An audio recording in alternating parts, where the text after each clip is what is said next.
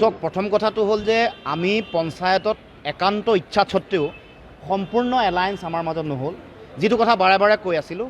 কিন্তু তথাপি সেইবোৰ কথা এতিয়া ক'বলৈ নাযাওঁ, কাৰণ এইটো অতীত উইড্ৰ কৰা দিনো পাৰ হৈছে। কিন্তু ২৬ৰ নিৰ্বাচনত আমি মিত্ৰতাৰে খেলিম আৰু খেলিব লাগিব, যদিহে বিজেপিক আমি পৰাভূত কৰিবৰ কাৰণে আমি ৰণকৌশল তৈয়াৰ কৰিব খোজোঁ। কালি সকলো ধৰণৰ কথা আমি আলোচনা কৰিছোঁ বিস্তৃতভাৱে। সেইকাৰণে এৰাধৰাৰে আমি বিজেপিক হৰুৱাবৰ কাৰণে সকলোৱে আমি ঐক্যবদ্ধতাৰে যুঁজিব লাগিব। বহু ভুল থাকি গৈছে, ভুলৰ পৰা শিক্ষা ল'ব লাগিব। প্ৰত্যেকেই ভুল কৰিছে, ভুলৰ শুধৰণি কৰিব লাগিব। অতীত খুচৰি থাকিব নালাগে। পঞ্চায়ত নিৰ্বাচন হোৱাৰ পাছতেই পঞ্চায়ত নিৰ্বাচনো যেনেকৈ পাৰি ৰণকৌশল বিৰোধীৰ প্ৰাৰ্থীসকলক জিকাবৰ কাৰণে ৰণকৌশল তৈয়াৰ কৰিব লাগিব। মানে মই সেইকাৰণে আজি এটাই কথা ক'ব খোজোঁ যে ২৬ৰ নিৰ্বাচনত ঐক্যবদ্ধতাৰে যুঁজিম আৰু যুঁজিব লাগিব। সেইটোতো আপোনালোকে সকলোৱে জানে। আমি যথেষ্ট চেষ্টা কৰিছিলোঁ, বহুত জেগাত হৈছে 60, 70, 80%, 85% ক'ব এয়ালৈকে হৈছে আমাৰ একান্ত চেষ্টা আমাৰ দলৰ ফালৰ পৰা।